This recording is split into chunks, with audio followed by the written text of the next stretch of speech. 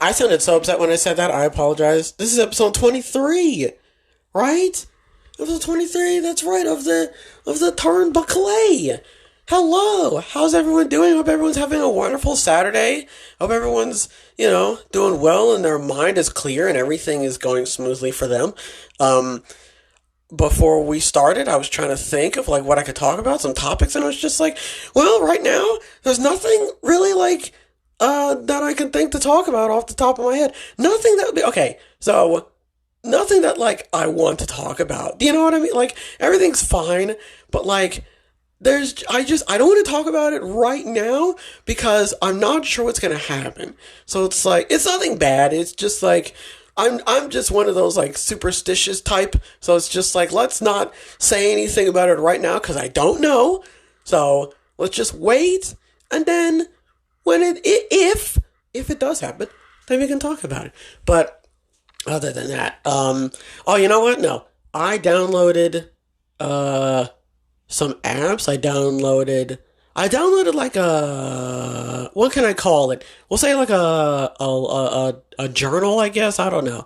I downloaded this app that logs how you're feeling and then what you're doing, and you can take pictures and have a voice memo and stuff. I don't know. I don't know how to explain it. It's just this little app where I can sort of say how I'm feeling and stuff. It helps. I like it, It comes on every night at 8 o'clock, every time I log a couple entries here and there. So, I like it. I thought it was I think it was a pretty nice app. So I've been using it lately.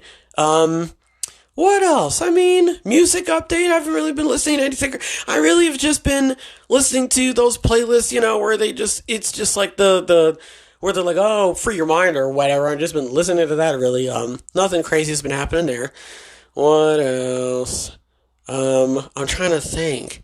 What have I done? Nothing crazy, yeah, nothing stupid, insane has been happening. Listen, folks, I don't really get up to anything, wild and out there, so it's just nothing crazy has been happening, so we're not going to waste any more time. Now, I have an app I could just, but I do like this one better, but I'm going to be very careful. Oh, God, did it go off just now? I swear it just went off. Okay, I'm going to try and be very careful with this to make sure that I don't, the microphone doesn't go off here, so we're going to go ahead and jump straight into the recap, ladies and gentlemen. Oh, no! What did I call it? Damn it! I gave it a name. I forget hold on. We're going live. We're going back live. I need to remember. Here we go. What was I going to call it? Grapple Gazette? Yeah, that's right. The Slam Down Summary? That is a terrible name. There's no way I called it the Slam Down Summary. I like Grapple Gazette, though. Grapple Gazette's pretty cool. Because, how many people say the word Gazette, Grapple Gazette. I don't like that either. I don't know. You know what it is? We just jump straight into it. No, Grapple Gazette. We'll see, okay, but I need a good transition into it then. The Body Slam Bulletin. I kind of like the Body Slam Bulletin. Let's see. All right. We've got Slam Down. Okay, see, but whatever. We've got Slam Down Summary. I don't like Wrestle Wrap-Up. Ring Results Review. That's too much. Matt Moments Digest. I like that. I like the magazine theme that it's got. I'm liking that. I'm liking the excerpt in the newspaper type dealy. I'm fucking with that. What was it called again? The Matt Moments Digest? Alright, so my top two, Matt Moments Digest and Grapple Gazette.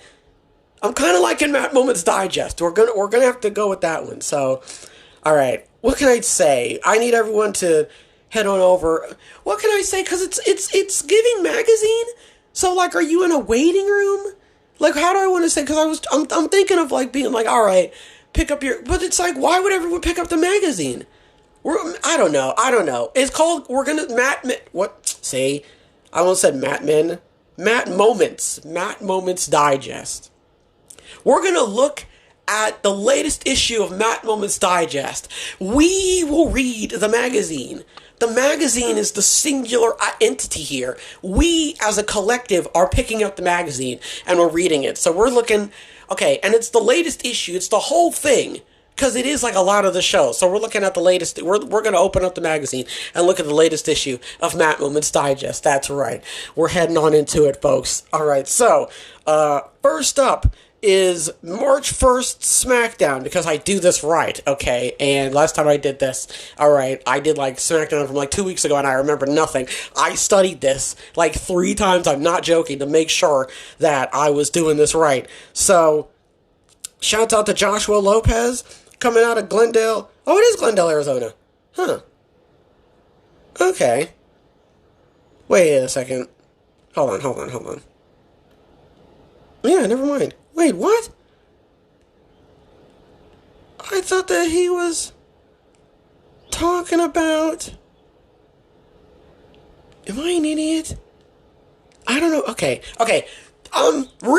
Yesterday I was reading it, right? I'm very confused. Yesterday I was reading it, and he was talking about being in Salt Lake City, Utah, but now he's talking about being in Arizona. But I thought he already past being, because Roman Reigns says, Glendale, Arizona, acknowledge me. I thought they were in Utah. Am I an idiot? Hold on. No. Oh, look. What? What was I reading then? Hello? Folks, this is weird. Maybe I looked at something different then. Okay. So they're out here, Glendale, Arizona. We SmackDown. Roman opens the show. Okay, we're just gonna power through. Gets him to acknowledge him. The Rock comes out, right? Talks about how they're crackheads, right? Yeah, look, the #1 city in America for cocaine and meth use is Phoenix, Arizona. Okay, and they said professional wrestling. Yeah, he said professional wrestling was cool again. Oh, no, okay, never mind. No. You know what it is? Wait a second. Hold on a second. Wait. Hold on a second. Oh, my goodness. Look. Oh, okay. It's why in Birmingham, Alabama sold out. It's why Salt Lake City, Utah sold out. Okay. He was referring to the previous... Man, I'm brain dead, man. Somebody help me. Okay, so this is it, right? You're walking clutch, whatever. You think you're tough. Hold on, let me see. Roman Reigns on night 1, then on night 2 of WrestleMania. Yeah. So I feel like I talked about this already. Okay. So gave him a decision, right? Night 1, it was like a tag match, right? You beat Rock Roman, then it'll be no bloodline at ringside. Rock Roman beats you, it's bloodline rules, which I feel like is what they're gonna go for. I feel like I must have talked about this on ringside. I must have talked about this already. Because I feel like I talked about this like ad nauseum already. Just in case I didn't. Okay. Just in case I maybe sprinkled a little bit in on ringside. We're going to talk about it a little bit more here. Because I feel like I've already... Anyway. So, those are the choices. Right? And I feel like they're going to go with bloodline rules. I don't know why. I just feel like that's what's going to happen. Oh, yeah, because... See, I did talk about this because I was like, if you do no bloodline, then Cody has to win. Yeah, because I was like, why would you have no bloodline and Cody lose clean? Why would you have that? If you're going to have Cody lose again, at the very least, you got to have the bloodline be involved. So if the bloodline don't get involved, then Cody's got to win it, right? That was my reason behind it. And then, before it ended, right, he was like, all right, he was going to do a shtick. And then Roman wanted him to acknowledge him. And then he kind of paused, but he did acknowledge him at the end. So, I don't know if that's going to mean anything. I don't 100% know, right? Because it's planting seeds. It's planting the seeds. But again, because if you remember, I've been yapping on about, well, if you're going to do the feud between Rock and Roman, you should do it now instead of waiting. Because do it at Backlash. You know what I'm saying? I don't know, but I guess it would just be too long. Is that just me? Because then it's like, all right, because like John Cena and The Rock, when they do it once in a lifetime, and then they were like, oh, we're going to come back in a year. It's like, a year? Like around, okay. Well, no, because a lot did happen, right? Because He lost the first time. And then it sent him into a tailspin. But, like, stuff happened. But, like, it wasn't, you know what I mean? Like, stuff, because, you know, Cena embraced the hate and all that sort of stuff. Do you remember that, right? Like, none of that was happening to set up The Rock. It was a storyline that just sort of, like, kept Cena in relevancy so that when they went back to the feud, it's like, well, this is what he's been doing since then. You know what I mean? So, like, if you do Rock Roman would have to be involved in some storyline in some capacity that I guess if you want to, you could tie back into Rock Roman, right? If you're going to continue on the feud, because that's what it sounds like. It sounds like it's Roman Rock, Cody Seth, right? And, you know, that's going to lead into the next match. And then, I guess once that's over, then it'll be Rock Roman. And if you're not going to do it at Backlash, I don't know when you're going to do it. Unless you're waiting for a big four, like a SummerSlam or, you know what I mean? Like, which seems like the earliest time you can do it, right? And if you're going to do it then it's like, you know, hopefully the fans will be interested still, right? Because no one knows what's going to happen up to that point. You know what I mean? I don't know. I don't want to say, like, The Rock could be involved in something because, like, if they are going to do it, then he wouldn't be involved. Do you know what I mean? Like, he wouldn't get himself involved in anything if he wasn't, he wouldn't get himself involved in anything if he knew that he was going to be involved in a storyline leading up to Roman. Do you know what I mean? Okay. Also, you're having a conversation with Waller. Oh, yeah. So, we see Austin Theory having a conversation? Yeah, okay. So, they're hold on a second. Are we talking about the same thing? Conversation with Waller. LA Knight wants to know where AJ Styles is at. Knight is holding a steel chair. Yeah. Waller calls Knight a weirdo. Waller in Theory poke fun. Okay, yeah. So nothing happens with that. Nothing. I'm going to tell you something right now. Unless I'm an idiot, nothing happens with LA Knight. Because, okay, we'll get to it. But nothing happens with LA Knight. And just spoiler alert. Nothing happens. So they're backstage. And Waller, they're watching on their phone. And they're like, oh, remember when I did this? And then Randy's like, because I think they were watching when Randy got knocked out. And Randy's like, oh, that's really funny. You know, and he's like, oh, see me in a match. And so, what did he say? He wants to rip someone's head off tonight. Waller decides that Theory will be Randy's opponent. Theory's tired of Waller throwing him under the bus. And he was like, yeah, and I was like, oh, I don't want them to split up. And he was like, well, what do you mean? You know, like, you want to fight Randy and all that sort of stuff. So, I don't want them to split up. I really don't. I do not want that to happen at all. You know, I don't like those seeds being planted. To be fair, though, I say that, and it sounded like him. It looked like for a moment, it did. Now that I really think about it, for a moment, it looked like Imperium was going to split up. If you remember that, he was getting upset with them because they weren't, like, winning and stuff like that. And then they did change themselves. They did. They turned themselves. They did the hokey pokey. So maybe it's nothing. Maybe I'm just being a little bit paranoid. A little bit worried. I would like for A-Town Down Under to stay together for as long as they can, right? So the hope is that nothing crazy happens with this. Naomi versus Tiffany Stratton is next. I was about to say, this is the one that got cut for time. Nothing happened with this. Nothing crazy of a match, to be honest. Pretty solid, but again, it was really quick, so nothing wild happened. So next match is Bayley and Dakota Kai versus the Kabuki Warriors. So this one, Bayley and Dakota come out, right? Bayley starts out, right? Getting wang whopped whole time. Goes for hot tag. Dakota, well, that's pretty good. Yeah, Dakota drops down. Bayley starts getting beat up, but numbers game is too much for her, and she basically gets beat up. So, there you go. Dakota Kai has officially betrayed Bayley, which, I mean, like, yeah, you know, like, that wasn't anything. You didn't need to stretch that out. If that's what it was gonna be, you didn't need to stretch it out. Because, I don't know, it's like, I kind of saw that coming. You know what I mean? I don't know. Like, does it really change? I mean, it is. It is changing something. It is. You know? And it will probably be better in the long run to have Dakota Kai just already be on damage control anyway, instead of having her be with Bayley, you know, and then that kind of like goes on for a little bit. So That makes a lot of sense that's what they would do. So Damage Control runs into Jade Cargill backstage. Nick Aldis appears and says that he'll deal with Damage Control later on. Aldis wants to have a conversation with Jade in his office. What are they doing with her? What are they doing? What is going on? She's been floating around a lot.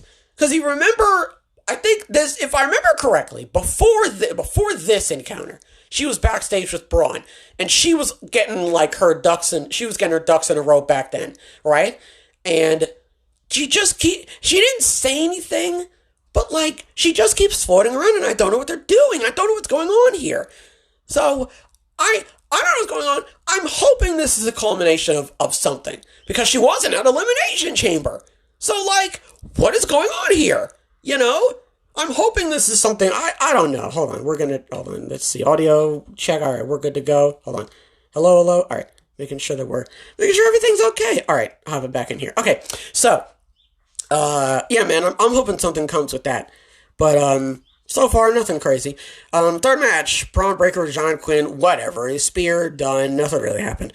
Alright, Legado Down's Phantasma vignette, and then Santos Escobar versus Carlito in a street fight. This wasn't anything crazy. It wasn't. It was your average WWE television street fight match. Nothing wild. I think trash can lid, a table, they set up a table, and then Legado del Fantasma comes out. Santos comes out. He comes out. So Legado del Fantasma comes out. LWO comes out. They're beating up Carlito. Rey Mysterio comes back. He's feigning an injury. They go to beat him up. He beats him up with the crutches, and then Rey Mysterio gets in there. Now this part really. So Rey gets in the ring. He's in the ring now, right? They're talking. They're kind of staring at each other. He pushes him, doesn't he? He mushes him, and then they start fighting. And then the I forget what it's a big schmoz. And Legado del Fantasma and LWO fight outside of the ring. And then Santos gets hit. So Santos gets backstabber, falls over, but has to get into position for 619. So he gets backstabbed, tries to bounce into 619, stumbles, has to fully get up, get into 619. He gets to 619, gets spine busted. Okay. At this point, the crowd is at a fever pitch. At this point, babies are doing backflips, and someone's head is on backwards, and someone's eyes have turned green. The crowd's going crazy at this point. Spine buster through the table to send it home, and I mean, I 3 stars, because I've been rating the matches lately. 3 stars, nothing crazy. TV match, nothing wild happened. Crowd seemed to loved it. So that's good to know at least. So Bobby Lashley will battle Karrion Kross once and for all. I think if I remember him saying that, he's like, "I'm gonna battle once and for all. We're gonna finish this." Which is all right, if you're gonna have a rivalry be on TV, have a rivalry be on TV. I would prefer that it not be. I would prefer that it not be the Pride, but sure, Nick Aldis tells the New Catch Republic that he and Adam Pearce are having a discussion about the Undisputed Tag Team title match at WrestleMania.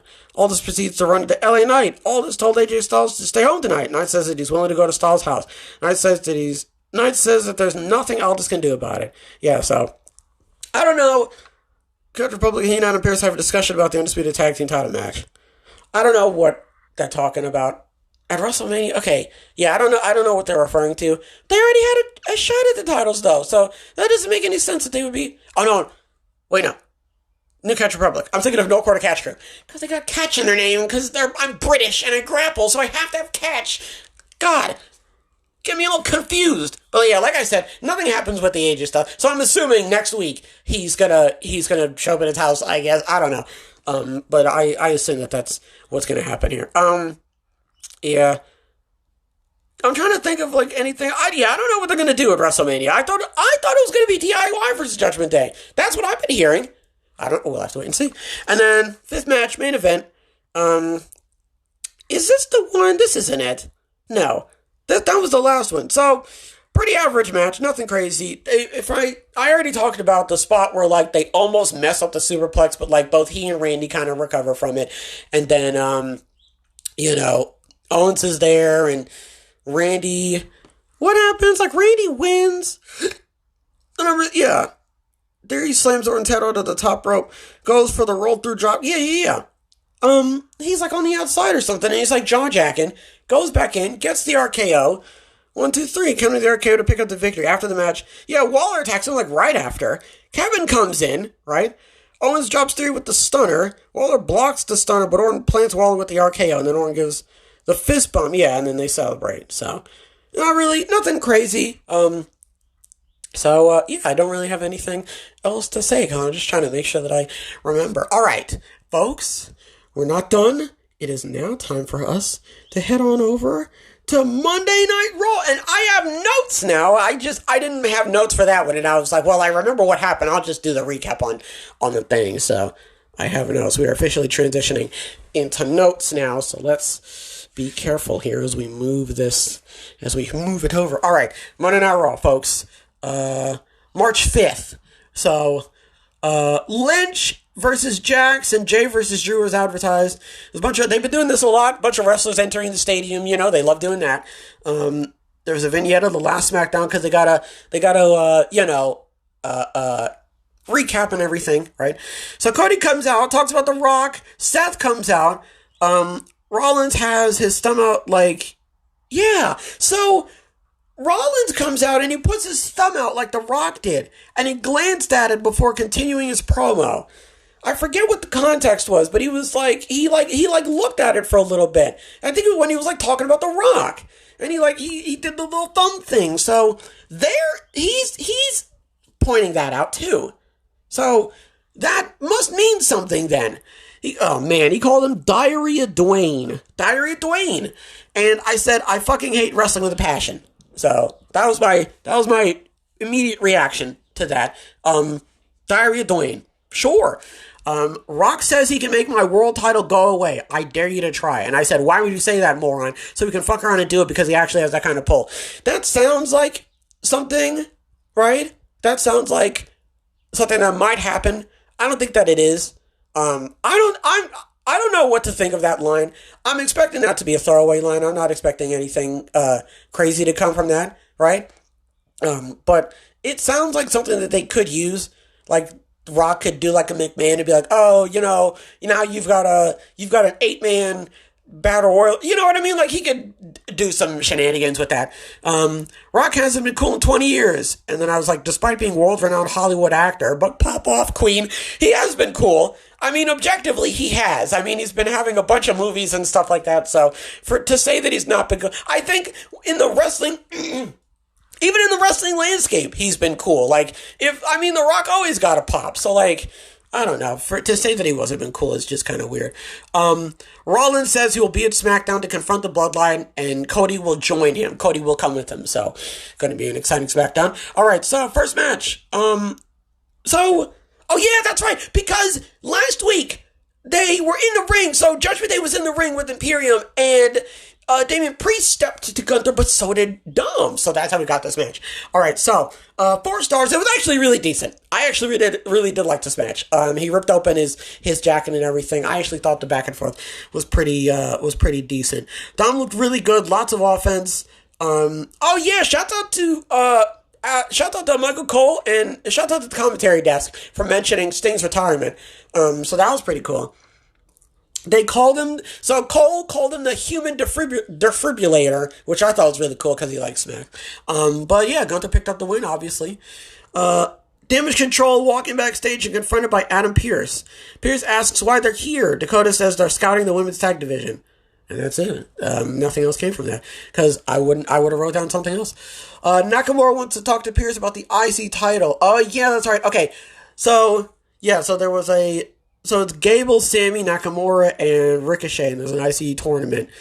Pearce will make an announcement about the IC title. And Andrade will wrestle tonight, which really wasn't anything.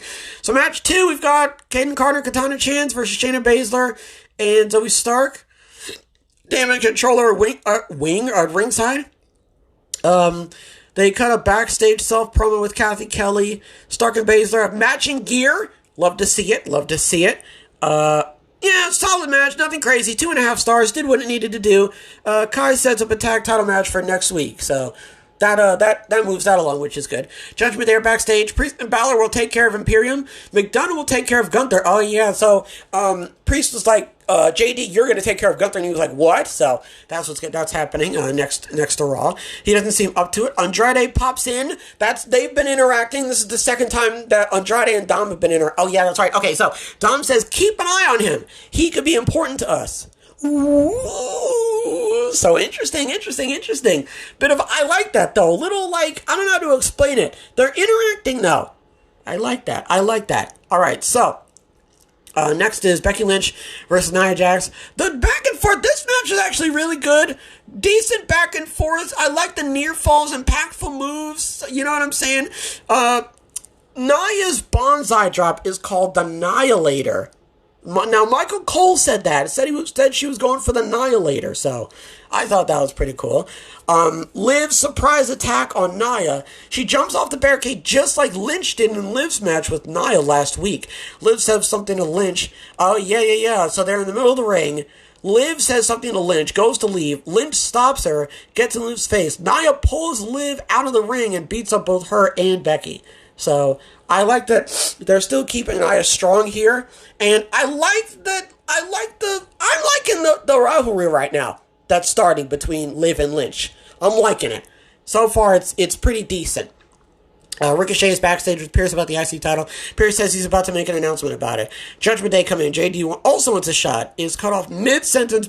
Oh yeah, so I was watching. I don't know if this is just like because I was watching it on the website or something, but JD was talking that immediately went to commercial. So I don't know if that like happened or maybe I missed something, but that's what happened to me. So I was like, okay, I guess just cuts off. So comes back to commercial. Lynch confronts Liv, says she attacked Nia for a reason. Liv says Lynch is butthurt. Oh yeah, Lynch versus Liv is set for next week. Yeah, Rhea enters, laughs at Lynch, and then walks away. And then vignette recap. Yeah, you have Jay versus Drew for tonight. And then Match 4, Andrade versus Apollo Crews. I was like, bro, this match is going to be nothing. And it wasn't really anything, to be totally honest with you. So, Pierce announces a 6-man gauntlet match. It'll be Bronson Reed, Chad Gable, Ricochet, Sami Zayn, Nakamura, and JD McDonough. So, I said the first bet is going to be Sami Zayn winning, and then the second bet is Shinsuke Nakamura. I would like for Chad Gable to win. My dark horse is Chad Gable. I wanted to win so bad, but it sounds like it's going to be Sami Zayn. That's what it sounds like. Judgment Day are watching the match, which is interesting. Solid but not eventful. Meant to just give Andrade a win. You know, nothing too crazy as my ear itches. Sorry about that. Backstage interview with Sami Zayn puts over the importance of next week's gauntlet match, and Valhalla and Ivar show up and say he's shit. Zayn versus Ivar set for later tonight, which was a decent match. The next is Judgment Day versus Imperium. So, women's tag division wants tag... Oh, yeah, so everyone's backstage, and they're talking about how we gotta, we want the tag titles and stuff like that. Oh, so, Lorraine and Natalia and Tegan, Ivy, Niall, and Maxine, because Maxine was with Ivy backstage while they were talking about this. So, Ivy and Maxine, we'll have to see. Oh, so, Lorraine was like, we gotta do what it takes to win. Oh, yeah, so she was, like, upset, right? I forget what she said, but she was like, some, gotta do what it takes to win. And I think it was Natalia and Tegan, they said something, and, like, Lorraine got short with them. Like, Lorraine was upset, and then she walks off, and Indy was like, I'm so sorry about that, you know what I mean? So, heel tendencies, we'll have to see. Okay. Was that it? Okay, so Damian goes for the flatliner on Ludwig. Ludwig tucks his head on the way down, and I guess he's okay? This is reminding me of when Deonna Purrazzo was in a match with Toni Storm. No, Deonna Purrazzo was in a match, and Toni Storm was watching, and she was, I think it was like Madison Rayne or something like that, and Homegirl tucked her head. It might have been, you know what? I think I do remember that. I think I remember that. Yeah. I guess he's okay. So, nice back and forth. Yeah, look. Oh, yeah. Slight botch when Imperium tried to go for a double team on Finn in their corner, but they cleaned it up. I think, if I remember correctly, what happened with that?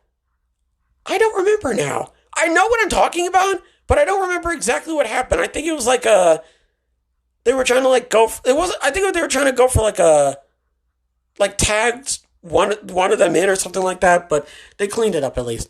Paul Heyman is officially, so Paul Heyman's inducted into the 2024 Hall of Fame. Drew's backstage. He calls Seth an attention whore, and both Seth and Jay are idiots, according to Drew. Yeah, because, I think they're trying to Jay's an idiot, yes. Because he was like, Jay's an idiot too, because he wants to face me. And he called Seth an idiot because he's invoking the bloodline, if I remember. And then, moving on to Sammy and Ivar. Them and Controller backstage. Rhea confronts Io. There's a stare down between the both of them. Rhea tells Io to stay out of her territory, and Io scoffs and then walks off. And then yesterday was Ivar's birthday! So happy late birthday, Ivar. So yesterday at the time that March 4th was Ivar's birthday. Valhalla gives Cole the antlers. And then I thought that Cole put the headset on while he had the antlers, but he was just holding the mic up, which, listen, sounded great, so nothing crazy. Another solid match, puts Sammy over. Pretty sure it's Zayn versus Gunther at Mania. I don't know, though. Post-match, Bronson attacks Zayn. Small momentum for next week, so, Gunther's backstage, puts over the IC title, says the Gauntlet competitors are good, but he'll embarrass them.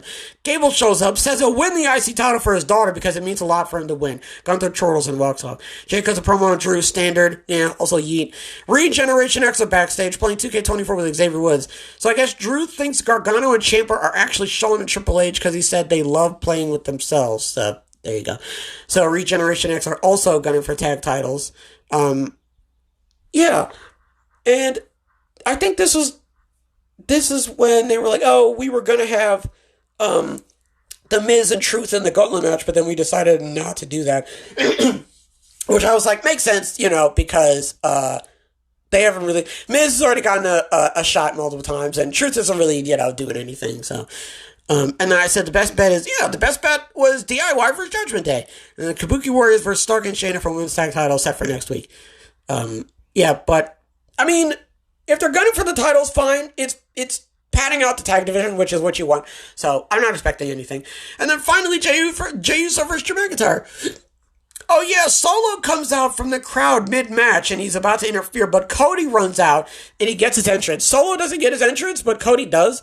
So, Jay's looking for the Uso splash. Jimmy suddenly appears next to commentary for distraction on Jay. McIntyre capitalizes with the Claymore. Nothing too crazy. You're mainly here for the post-match shenanigans, which are Jimmy goes to attack Jay with a chair. Rollins comes out, super kicks Jimmy. Drew Claymores Rollins as he turns around. Drew stands tall to close the show.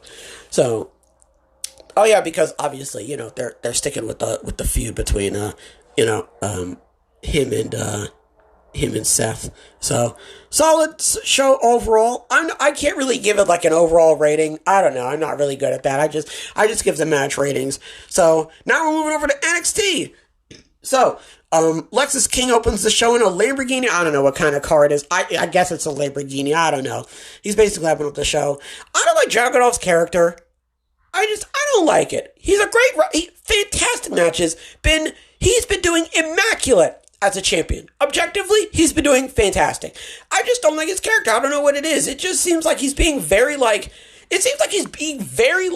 your standard babyface. I don't know how to explain it. It seems like he's being way over the top, but that's just me. Vic and Booker welcome us to the show. So the first match is Dijak versus Joe Gacy in an asylum match. I gave this one 4 stars, and I was like, I guess Gacy might have been trying to use a fire extinguisher on Dijak, but he couldn't get it to go off, so they just moved past it, because Dijak had a weapon, and it looked like Gacy was trying to hit him with the fire extinguisher, so he just hits him over the head. No, he was trying to spray him, but it didn't work, so he just hits him over the head with it. There was a box in the corner of the ring. Hold on. Oh no. Alright. Sorry. I accidentally touched the text, and I was worried that it messed up. Okay, so there was a box in the corner of the ring. Dijak opens it, and a boxing glove punches him in the penis. So you're supposed to laugh at that. That happened. Great. Jimmy Fallon's not funny. I just wanted to say that. I don't think he's funny. Dijak gives he hits a diving moonsault from the top corner of the cage. I thought that was pretty cool. And then he puts Gacy in a straitjacket again. Gacy has cuffs on the table with a smiley face. So he sets up the table with a smiley face. They're on the turnbuckle. Dijak is pushed off the turnbuckle and falls to the table. Oh yeah, Dijak duct tapes Gacy's face. And then I was like, didn't this happen to Dijak? And if I remember correctly, I think that is what happened. And then a lot of nice spots. Yeah, why did he lose again? I don't like that he lost again. That was kind of dumb. But I guess we're moving on from this. That's what it feels like to me. Like, thinking about it now, that might be what's happening. They're just sort of like moving on from this. I don't know. So the family's backstage. Luca Crucifino has officially joined the family. Shouts out to him. Riley Osborne and Fallon Henley are backstage. Riley likes Thea. Fallon explains why his date didn't go well because she was playing hard to get. Blair Davenport walks in, basically just tells her to fuck off and setting up a match for later. Next up is Wolf Dogs versus Chase U. Lyra Valkyria's backstage. Nothing really happened. Maybe Tatum is going to do something heelish, I guess. I don't know. Corbin rocking some Bam Bam Bigelow style tights. Shouts out to that. Okay, so small miscommunication. Braun went for a pin, but he wasn't tagged in, I guess. So Corbin tries to go for a pin. Duke breaks it up with Duke comes in, but he doesn't come in as quickly as it felt like he should have, I guess. I don't know, which leads me to believe that maybe that was something. I don't know. I don't know. I looked too into it. Good match. Felt like they just did gel. Yeah, I don't know. Watching the match, it just didn't feel like they clicked, but it was still a solid match. Yeah, so Thea gets super pissed and heads backstage, she storms off. So we're backstage with Carmelo Hayes. Oh yeah, so he's got security. The way everyone's lined up, so he's sitting in a chair and his security is standing behind him, and the way that it looked, you know that one picture with homegirl? She's got a white t-shirt on, she's got bleach blonde hair, and she's standing, or she's sitting crisscross, and there's four black dudes behind her. That's what it looked like to me when I was watching it. So cuts a promo on Tony, and apparently Melo's security said his security was handpicked. So there you go. Sean Spears versus Uriah Connors. It's a match for Sean. Nothing crazy. Cuts a post-match promo on Ridge. He's got one spotlight on, which was, Ridge comes out and starts beating him up, but he gets booed, and then he's about to hit him with a chair, and then he doesn't. I don't know what this is doing for Ridge. This is weird, because it feels like what they were trying to go for here did not go how they thought it was going to go. You know what I mean? So that's what it felt like here. It felt like they were trying to have Ridge be the face, and it didn't work. So maybe they're going to have to switch that around. Backstage with Josh and Brooks. Josh doesn't want Brooks to fight Oba next week, but Brooks is like, nah, I got to do this. Dijak steps to Josh, because he was like, I forget what he said, but he's like, oh, your brother's an idiot for trying to fight Oba. So possible match for next week. Backstage interview with Dragunov. Channing and Luca interrupt and tells him Tony will beat Carmelo. So just setting that up. Kabuki Warriors versus Lyra and Tatum. And I was like, there's no way that Lyra and Tatum are winning because Lyra's already a champion. I said, Kyrie's weird, because she is. I said, I love Asuka very much, because I do. Picture to backstage. Thea's yelling at Kiana. Yeah. So I was trying to... Now, I did see this on my phone, and I watched it at double speed at first, and then I slowed it down. I still couldn't tell who it was. Turns out it was Kiana James and Izzy Dame, but I couldn't tell who it was at first. So Lyra accidentally hits Tatum. So she hits her with a roundhouse. She gets her down.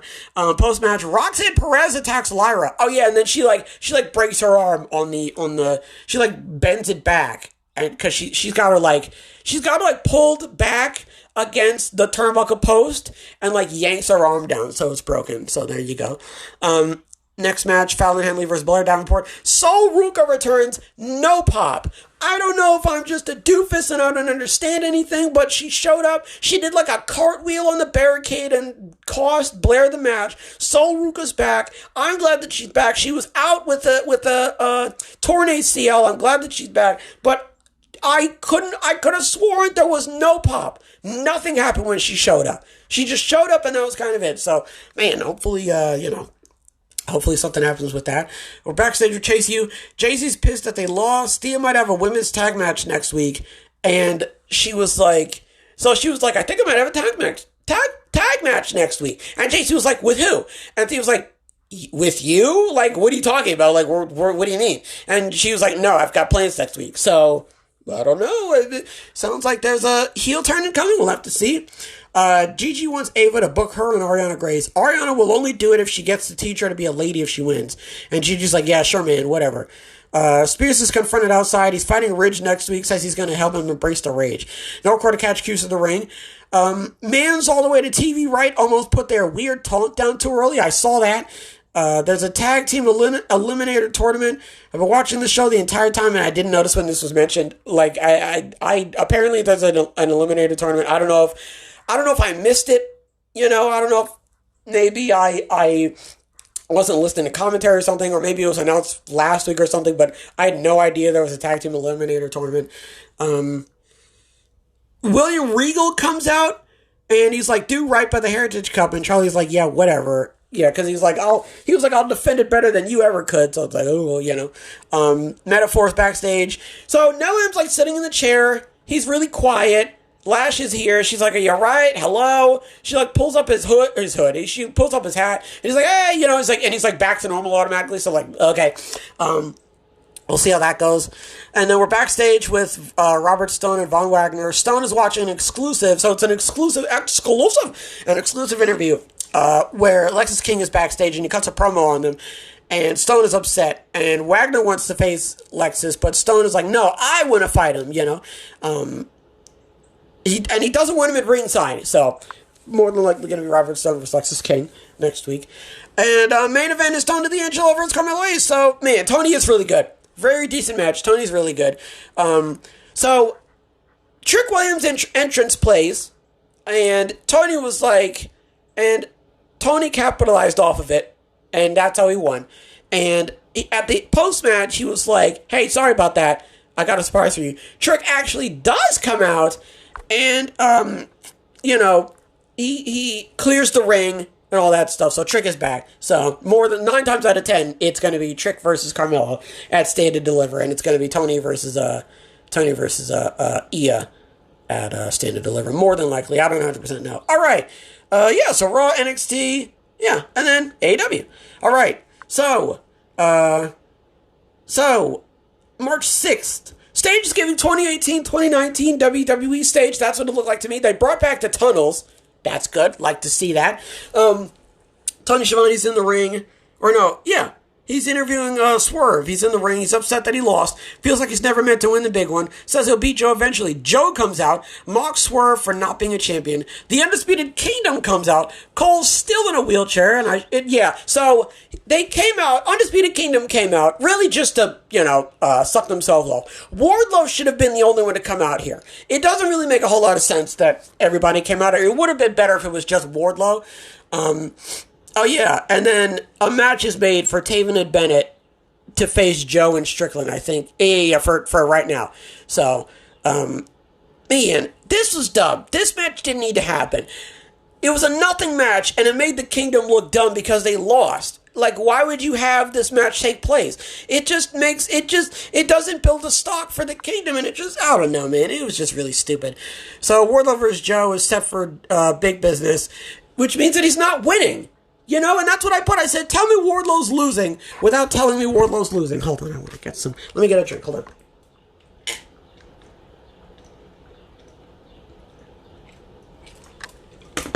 All right, I'm back. There was a lot more ice in there than I thought there was. So, no interaction, right? No face-to-face. I'm supposed to be convinced Wardlow has a chance. Wardlow didn't get on the mic. Not one time. Didn't get on the mic at all. Didn't say anything to Joe. Joe didn't say anything to Wardlow.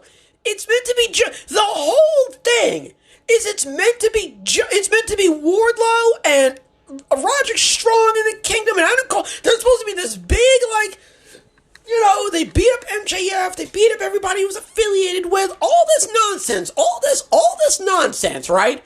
All this hullabaloo. And you've got it on big business, and I'm supposed to be convinced that Meanwhile, you got the Kingdom facing Joe, Joe and Swerve. They lose. I don't get what that was for. I'm supposed to be convinced that the Kingdom are here to shake things up and all this hullabaloo, right? And they I don't understand what's going on here. I don't know, man. I don't like this. So we're backstage. I don't know. Unless he wins, because that's what needs to happen. That's what needs to happen. But I'm not convinced. I'm just not convinced. Backstage interview with Hook. Hook and Cage. So Hook and Brian Cage got into it 3 weeks ago on Collision, and we're just now having a match. So, okay, man, Jericho appears. Jericho shows up. Jericho didn't even need to be there. He didn't. All he said was, "Hey, I fought your dad." That's literally all he said. That was it. That was literally it. There's going to be a tag match set up. Who cares? I wish Jericho wasn't involved in this, but whatever. So, gives Hook props. Like, what was the point? Like, whatever, backstage with the Young Bucks, they've got two huge announcements. So, Brian Cage versus Hook for the FCW title. A lot of objects, extinguishers, the barricade. Yeah, the barricade was in the ring. Brian Cage, ran into it. Cage catches Hook into a power slam after Hook jumps from the steel steps on the outside. Yeah, I saw that. That was pretty good. Tack spot. Cage gets suplexed onto them. Cage is locked into... Okay, and then Hook locks him in the Red Room, right? Cage falls back on the tacks. Hook won't let go, and then he taps out. Gates of Agony attack. Jericho comes out because... Sure. Yeah. Because of course, Jericho comes out. They don't play his song fully, and then they do play his song. So Gates of Agony versus Jericho Hook on Rampage or Collision or something, because Jericho has to be on TV. He just has to. Hey everyone, where's Christopher Jericho at? Oh my God, Jericho has to be on TV. He has to be involved in some storyline of any kind. It doesn't matter what storyline it is, as long as Jericho is continuously on TV, then that's perfectly fine with me. Lord, what? What? Who cares? Anyway, man, video package for the tag titles is a tag tournament. Backstage with the best friends, Cassidy and Romero are in the tournament, and it's on Rampage, so of course they're winning. Listen, shout out to Rampage, but bro, they're winning. Cause it's Cassidy and Romero versus Kip Sabian and the Butcher. They're not, hello, come on now. Kip Sabian. Anyway, man, do you remember when Kip Sabian was it was a big deal, and he was in the crowd, and he had a box over his head? Anyway, man, Killswitch for Daddy Magic, whatever. Christian's on commentary. Gate keeps the TNT title. Post-match, Killswitch goes for more damage. Garcia makes a save but gets taken down by Nick Wayne. The Patriarchy walks off. Oh yeah, Edge comes out. Christian runs. Edge chases Christian through the arena. Christian's throwing a bunch of stuff in front of him. Christian steals a car, drives off. Edge makes it an I Quit match for Toronto. So I feel like that means that Edge is going to win. I don't know, though. We'll have to see. Backstage with Kyle O'Reilly. He's happy and grateful to be back. He loves the Undisputed Kingdom, but he wants to go solo, so that makes sense. Recap of Sting's last match. The Young Bucks are in the ring. They kick Tony out. They say Sting cheated. They enter the tag tournament. Hangman gets suspended because he beat up the refs. Kenny Omega gets fired because they're like, oh, you haven't shown up to work, but he's got diverticulitis, duh. Eddie Kingston comes out, pretty much antagonizes them. He's like, yeah, whatever. Because he's like, oh, we're going to get fined if I talk about you? So he throws money at them. He's like, yeah, whatever, you guys suck. Okada comes out, full suit. It's giving whose side is he on, right? Okada comes out, turns heel, took forever to do it, because he's got Eddie. Eddie doesn't really I don't know, he grabs Eddie long enough for Eddie to be like, hey, why the hell are you grabbing onto me? But whatever, gets him in the Rainmaker. He's with the heels now, joins the Elite. He teases taking the Continental title. Please don't. Recap of Ospreay versus Takeshita at what is it? Revolution.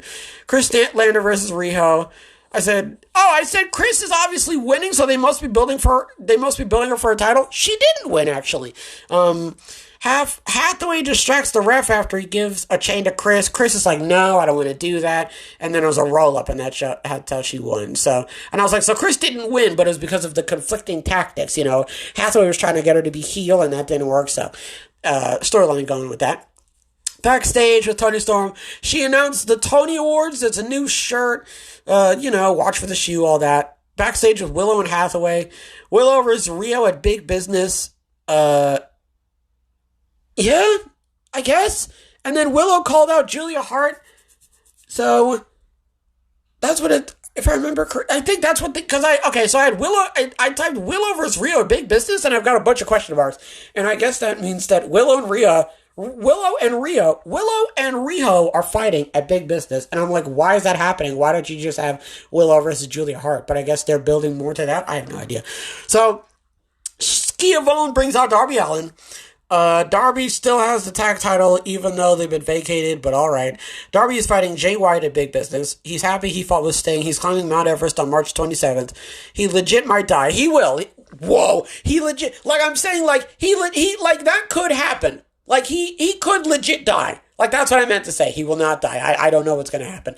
Apparently, he's with, like, a really good team that, I guess is like, they specialize in taking people up the mountain, I guess. So, I mean, it could still happen. I'm not saying that it can't. I'm just saying, like, it's dangerous. And, I mean, look at him. He's only skin and bone, you know? So, like, I don't know. And you have to go on, like, very specific days. Like, you do. So, you have to make sure that you go, like, when there's not, like, a big, like, windstorm and stuff like that. You have to make sure it's, like, at a right angle or something. I don't know. But he could legit die. Jay comes out, he mocks Darby for going through glass. Jay White says Darby is nothing without Sting, tells him to call off the match, asks him to join the Bang Bang Scissor Gang, challenges him to come alone. I know. What? Darby challenges to come alone. He whispers in Jay's ear. I don't know what he said, though. Yeah, Darby challenges him to come alone, and then he's like, I'll see you at Big Business. And, yeah, that was it. Backstage with Julia Hart, open challenge for TBS, title on Rampage, so whatever. Backstage with the House of Black, they call out Mark Briscoe. Man, he said, just let us know if we need to dig one grave or three. That was crazy. Briscoe isn't scared. Jay Lethal says he wants to help. So it's going to be Jay Lethal, Jeff Jarrett, and Mark Briscoe versus the House of Black. So there you go. And then main event is Will Ospreay versus Kyle Fletcher, which was an incredible match. Incredible. Don Callis is on commentary. The Oz Cutter on the hardest part of the ring. The near falls are crazy. The back and forths are insane. Kyle and Will are incredible, man. Danielson comes out. And there's a stare down with Ospreay to close the show, and AEW Dynasty was in the background, so everyone's really excited for that. I am too. Listen, Danielson's a really good wrestler, right? Will Ospreay's an incredible wrestler. That match is going to be just fucking wild. That match is going to be incredible. So, I mean, I already know that match is going to be good. So, like, there's not really much else to say. But I will say this. That is not going to do it for the full episode, but that is going to do it for the recap portion. So now we're going to move on to the next portion, which is the rumors. So I will see you guys there. I'll be right back. That's how we're back. Hello. All right. We're just going to jump straight into this, ladies and gentlemen, with some Turnbuckle topics. Tokyo Sports reports that Kazuchika Okada signed with AEW on a 3-year contract worth $13.5 million total, or roughly $4.5 million a year. These numbers have been disputed and confirmed by other outlets. Hold on, there's something else that I also saw along with that I wanted to talk about as well. And let me come over here. And let's see. Fightful learned that Kazuchika Okada will work a full-time schedule with AEW and is planning to move to the United States. Whoa! Now, I didn't see that. I didn't know he was planning to move well, yeah, duh. Well, no. Because I was like, if he goes with WWE, that sounds like something he'd have to do. But he wouldn't have to do that if he was with AEW. But, I mean, it sounds like he's doing it anyway. Fightful says, even though Okada's heel turn on Dynamite potentially set up a future match against Kenny Omega, there's currently no timetable for Omega's return to AEW. But that doesn't mean that it's not going to happen. $13.5 million, you're fighting Kenny Omega. Like, what, are you stupid? So, yeah, $4.5 million a year for 3 years. So, he's got to have a title at some point, right? Am I an idiot? Is that just me? He's got to have a title at some point. It feels a little bit weird to be paying him that much, right? And you've only got him for which, I mean, listen, 3 years is 3 years, but like, it's, okay, how do I put this? It doesn't seem like a lot. It doesn't sound like, I mean, okay, 3 years is a long time, though. Like, if someone told me to wait 3 years, I'd be like, 3 years? Like, that's forever. So, but like, you've got people there for like 5 years. You know what I'm saying? Like, people are there for longer. But maybe that's kind of the point. You know? Maybe like this is the initial deal and maybe they're going to like re-sign. But this is one hell of a starting deal. You know? Like, we're off to a very like strong start here. And it leads me to believe that you've got a lot planned for him. It leads me to believe that if you're paying him this much, and you've only got him for 3 years. And I feel like I should stop saying only, but I'm going to keep going with that. It just doesn't feel like it's that long. It alludes to the fact that a championship has to be down the line somewhere. I would prefer that it is not the Continental Crown. That's what it seems like. It seems like he's going after the Continental Crown. I would like for that to not happen, please. But then it's like, how does he become the AEW World Champion? How do you, I mean, you could do that. 3 years, you could do that, right? Like, you could set something up where that, like, takes place. It wouldn't be too hard. But it's like, he has to take it off of someone, so who is he going to take it off of? You know? Like, that's what I'm saying. Like, how do you get there?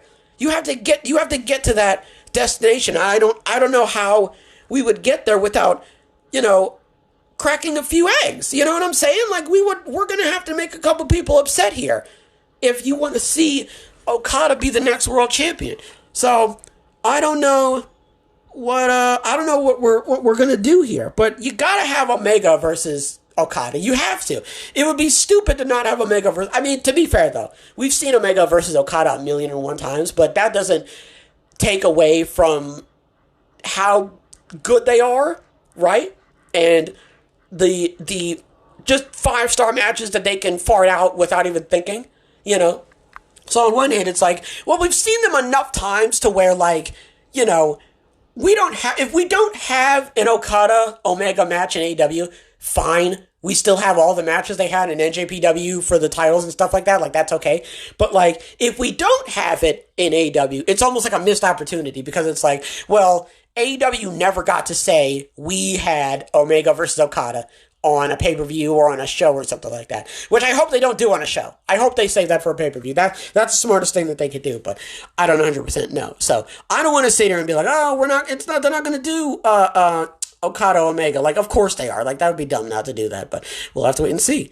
I mean, there's not really much to say about the overall deal, right? It is Kazuchika Okada. He is very important. They want to... bro, this is Kazuchika Okada. We're going to pay you $13.5 million. We are.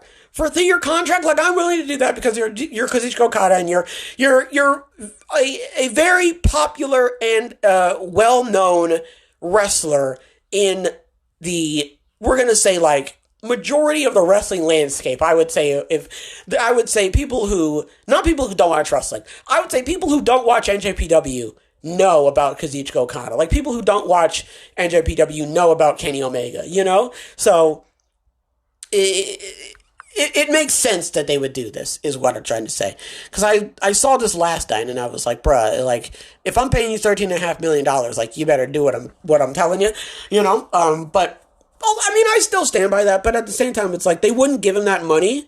They wouldn't sign off on this whole, like, shebang if they... I wouldn't say, like, didn't have a plan. And that's what I'm hoping for here. I'm hoping these next 3 years, like, they do everything that they want to do with him, So we'll have to see if that ends up happening.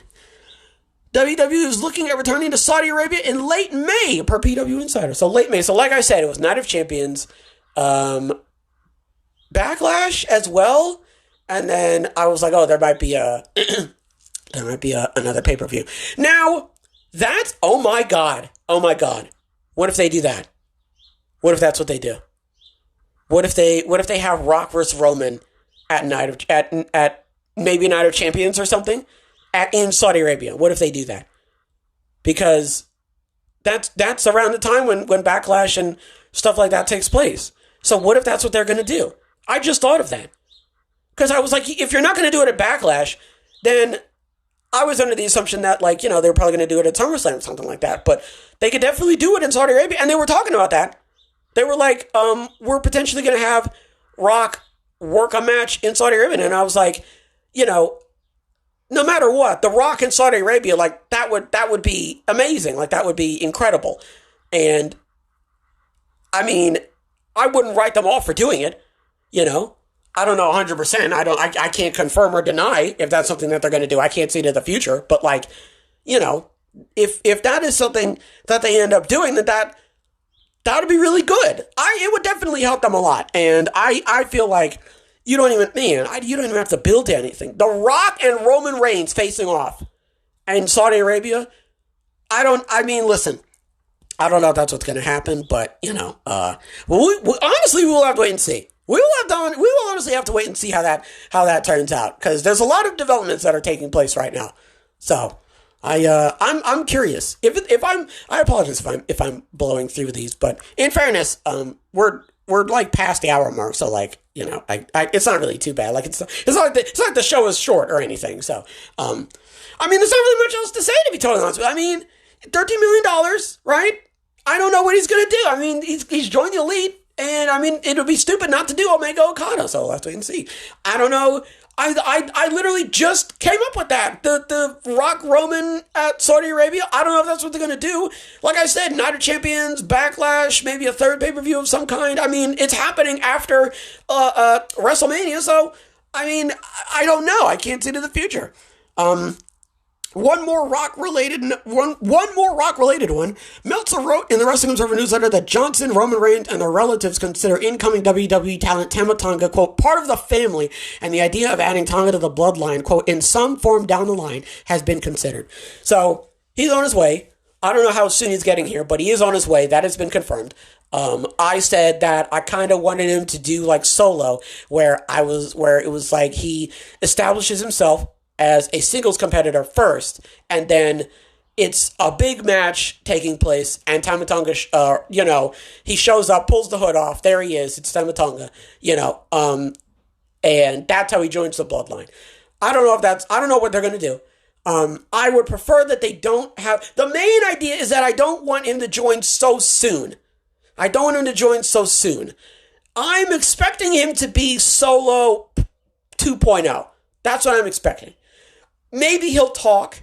I mean, I don't know what he's like on the mic. I'm just going to be 100% honest. I don't know what his promo skills are like.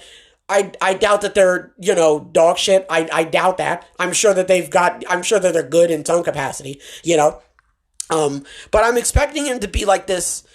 I don't know how to explain it. Like a mixture of Jimmy Uso and Solo Sikoa. A mixture of like, I can talk, but, like, I can also do my talking in the ring, and I'm also, like, a pretty formidable opponent. Like, you don't want to be across the ring from me. Like that. You know what I mean? Like a thing of, like, Solo's the muscle, and Jimmy can go in there, too. Like, Jimmy can get in there and get his hands dirty, but, like, Tonga is, like, he's, like, I don't know how to explain it. He's, like, so, like, imagine, like, Tekken or, like, Mortal Kombat, and you're, like, fighting your way up the tower. He's, like, so you fight Jimmy, then you fight Tama, then you fight Solo, then you fight Roman. Like, that's what it is. And then, like, The Rock is like the Shao Kahn. You know what I mean? Like, he's like no offense to Jimmy. He's a tier above him, and then it's Solo. Like, that's what I'm feeling.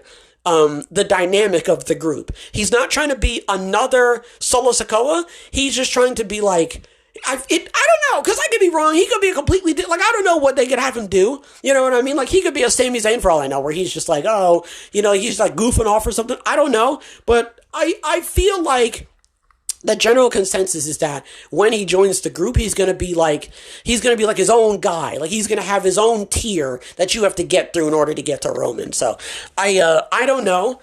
I don't know when they might do that. I'm hoping that something like that happens. Because it doesn't need to happen during the Rock Roman feud, right? Unless, because they wanted to join the bloodline. So how would that work? Because he would have to betray the Rock in some capacity. But then it's like, if he does that, it alludes to, a rematch of some kind down the line, which I guess if that's something that they want to do, then fine. Like, how would he get involved?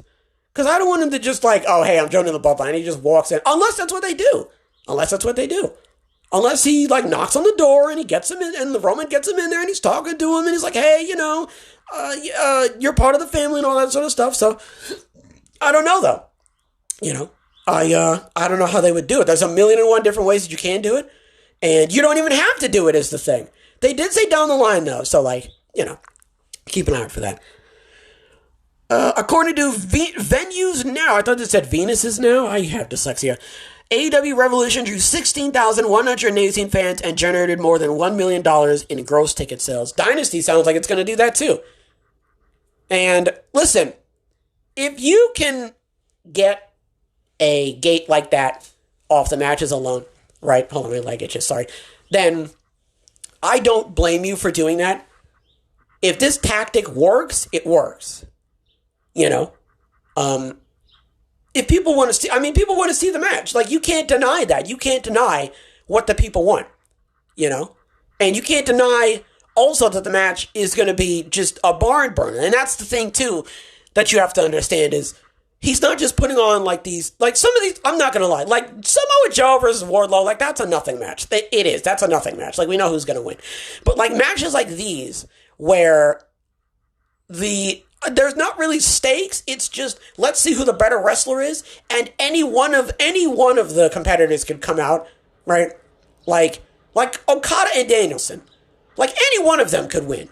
You know the match is going to be good, but you don't know who is going to win because they are both equally talented. So, like, you go into the match not knowing who's going to win, so you have genuine intrigue. And it is a very decent match just on paper, in a vacuum, no matter what. It's Bryan Danielson versus Kazuchika Okada, you know? So, like, either way, it's a win-win, no matter what. And if you can have matches like that, if you can advertise Sting's last match and Okada versus Danielson, you know, what else? Mercedes Moné versus, you know, Britt Baker. You know, like, if you can put matches like that together, and it's that enough. Because I was watching Wrestle Talk and I forget who said it. Or no, I was watching Cultaholic, and Tom Campbell was like, if AEW Dynasty is just Bryan Danielson versus Kazuchika Okada, like, that's fine, you know? And that means something. Because, again, like I just said, if the match itself is enough to lift the pay-per-view, then it's a formula that I don't really knock you for going with. I would prefer a storyline, but when it comes to something like this, you don't really need to, like, write too much out, you know? You just have the back and forth, you know, the cutting promos on each other. The storyline isn't really anything crazy. It's just, hey, I'm going to beat you. And it's like, oh, no, you're not. You know, that sort of thing. You don't have to do that with every single solitary match that you have. You don't have to do it with every single one. And I don't want to allude to that. I don't want it to be like, oh, I want every single match that I see to have this, you know, deeply compelling, thought-out storyline that spans for months on end. Like, we don't need that for every single one, you know? But I think it matters in certain instances, and that's why I'm upset with Wardlow and Samoa Joe, because it's like, this is for the world title, and it's happening. Is it happening on a pay-per-view? It's a pay-per-view, right? If I remember correctly. So, like, this match should be way more significant than it feels, and it doesn't feel that significant to me. You know? And it feels like Wardlow's not going to win, and I don't want that feeling. Because I'm supposed to be looking at this, and I'm supposed to be going, whoa, you know, Undisputed Kingdom, they're taking over. You know, you've got Roderick Strong just won the title, and, you know, Wardlow's talking about going after the world title, and it's like, I should feel a little bit more like, uh-oh, you know, I should feel a little bit more apprehensive about this, and I don't. Because the way that they've been building, first of all, the way they've been building Wardlow, and the fact that Joe hasn't even really given Wardlow the time of day, just sort of feels like I really shouldn't be putting all my eggs into this match. And that's not good. And that's kind of why I feel like the storylines matter, because it's like, all right, at the very least, I know why this match is happening, and the build up to the match itself has been compelling enough for me to at least see how this match is going to go, how it's going to turn out, right? So, not every single match has to be laid out from start to finish, you know what I'm saying? But at the same time, I would like, for some of my matches, not all, for some of my matches, to give me this feeling of like, oh, here we go. Like, I wonder what's going to happen, you know? Like, he said this last week, and he said this that week, so now let's see what's going to happen here, you know? So, again, if this... I'm assuming this, because listen, I'm not going to lie to you. That sounds like a great fucking match. Not the Wardlow thing. Danielson, Okada. But I know that match is going to be good, though. I feel like everybody, like, no one is expecting that match to be cheeks. You know? So, if that is the formula that they use, fine. Because listen, if it ain't broke, don't fix it. Finally, they also note that Kyle O'Reilly's character is expected to change a bit with a new direction planned now that he's returned to AEW with a fresh look. But I don't know what that means. Here's the thing that worries me about AEW. I think that what they're going to end up doing with him is he's going to be involved in some type of stuff. So I picture Kyle being in a one-on-one and post-match somebody comes out or something, or maybe some type of backstage shenanigans take place because he didn't want to join the Undisputed Kingdom, which I understand. They're still friends, which is good, but he's not joining them. Now, I don't know if that's just something that we're going to circle back to that. And if we do, when and how and where and why, and with who. But if we don't circle back to that, then I'm curious as to where he's going to go and how long he's going to continue down this path, because, in fairness, you could fucking lump him with whoever. It's really not that hard. You could have Jake Hager show up, and I would love that because, it gives him something to do. But this leads me to believe that something is planned. They've got something going for him in some capacity, right? And it's significant enough to where it's got its own, topic of discussion. Oh, my alarm might turn on. Hold on a second. There we go. Okay. So it leads me to believe that whatever they've got planned, I need to keep an eye on. That's what that makes me feel like. I need to be making sure that I've got my eye on Kyle O'Reilly because whatever he's about to get involved in the next couple weeks, is going to be important or significant in some capacity, right? And I don't want it to be where, he's just on... if he's on Collision, that's okay. I don't know. I don't know what to say. And this is why I'm not a booker. I'm not. I never claimed to be, right? But I want Kyle to, do something. And that's easier said than done, and that's too broad, and I don't know that, but my initial feeling toward this is I'm a bit worried that he's not going to really be involved in a particular, significant storyline. He's not going to be on Big Business. You know what I mean? He's not going to get onto a pay-per-view. And that's kind of what I'm hoping out of this is what I'm reading versus what I'm seeing, I'm hoping that they kind of correlate together. I'm hoping that we see Kyle on TV more and a significant, please not Jericho, a significant name shows up and involves himself with him, like RVD or Hobbs or something. You know what I mean? I would prefer that if he's going to get involved and be with somebody, that it's someone that it's not like Goldust or something, like Matt Sydal, people that have got nothing going on right now, just sort of padding him out. I don't want that. I want it to be in an actual storyline, and I would like for him to be on a pay-per-view. And I don't know, it would be nice to have, I don't know. Establish him. But he's already established, so what does that mean? I don't know. I'll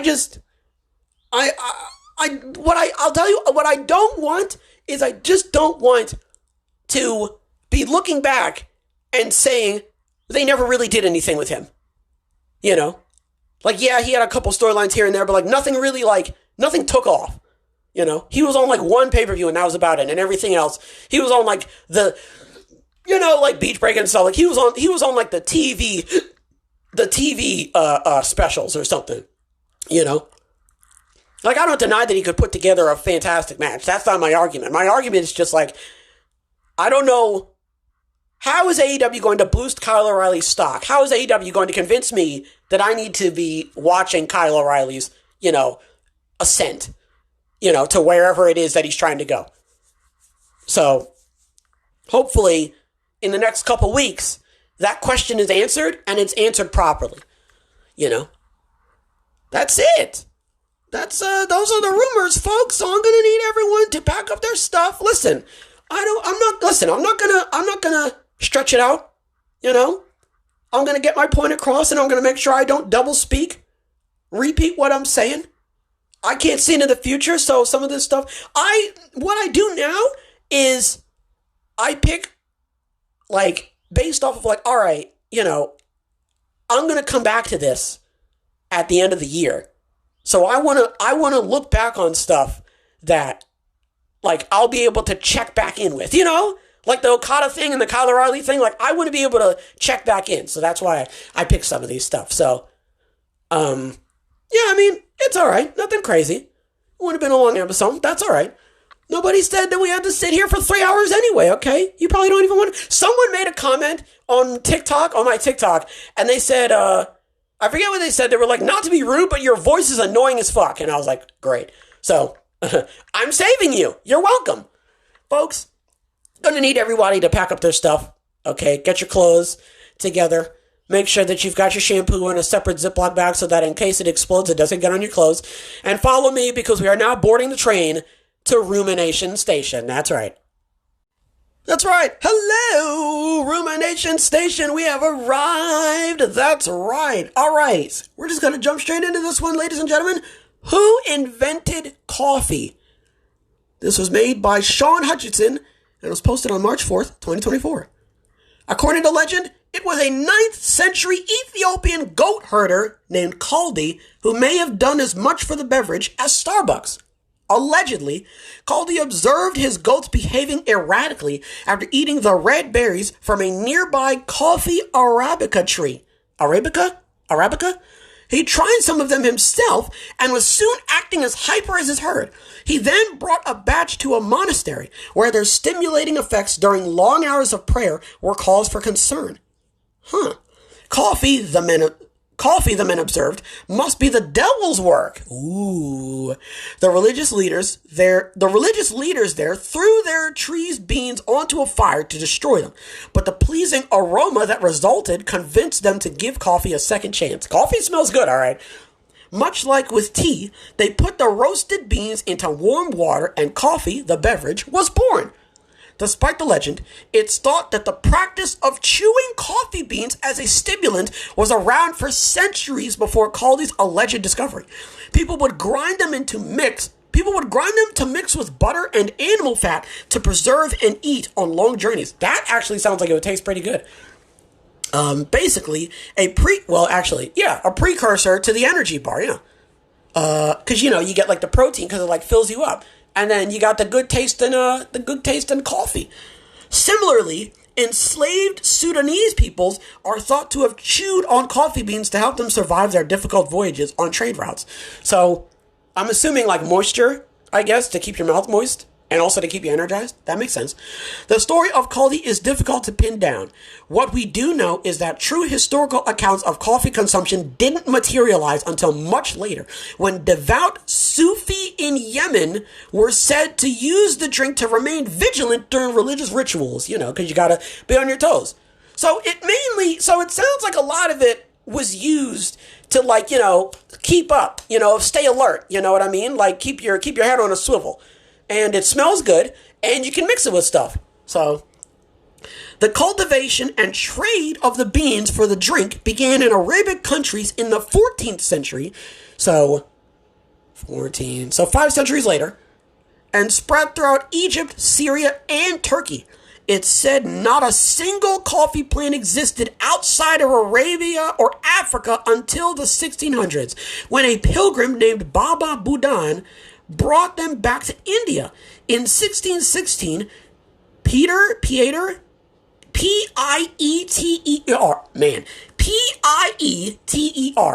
Peter? I'm going to say Peter. Peter Van der Broek smuggled some coffee out of Mocha, Yemen, and brought it back to Amsterdam. Soon, the Dutch and their colonies, most likely Sri Lanka and Java, took over the European trade, followed by the French in the Caribbean, the Spanish in Central America, and the Portuguese in Brazil. The drink eventually made its way to America via British colonizers who docked in New York City. So, it was pretty much everyone just being like, hey, have you heard about this? And then it sort of like spread to be like, hey, so-and-so's moving this around. You should have some, like you could use this. Interesting. It got like, wow. So it organically caught on because a bunch of people were bringing it back, being like, hey, look what I found. I went over here. I found these. I was told that these are they give you energy. You can mix them in food. You know what I'm saying? Keeps you alert. We can use this for stuff. And then, someone else is like, all right, I'm going to take this over here. And I like that. It ballooned. The spread of coffee's popularity was enabled due to its social connotations, like beer and wine, which had previously been popular beverages for breakfast. Coffee sparked conversations and camaraderie. In England, quote, penny universities allowed patrons to grab a cup for 1 cent and then chat with each other. Today, the average American spends about $2,000 a year on coffee, and while Caldi may not be a household name like Folgers, he still gets his due. The St. Louis-based Caldi's Coffee takes its name from the most energetic goat herder in history. Wow, that is really interesting. That's really nice. I really like that. I mean, there's not really much else to say because I kind of gave commentary while I was talking, but I like hearing about that. So yeah, man started out, he's like, what the hell is going on here? I like that they were like this. There's no way that a food or a bean can make you energized. Must be the devil's work. They burned it and they were like, you know what? We should probably rethink this. And I like that they did. I love that. I like that they burned it. It smelled so good that they were like, actually, you know what? I think we may be jumping the gun a little bit here. Let's slow it down. This smells fucking immaculate. So let's give this another try. I like that. I like that, it was going around and everybody was like, hey, all you people, you know what I mean? I like that. I like that that's pretty much how it started. And literally the rest is history. Folks, on that note, that's going to do it, man. I hope everybody has a wonderful tonight and a wonderful tomorrow. And as always, big hugs. Big hugs all around.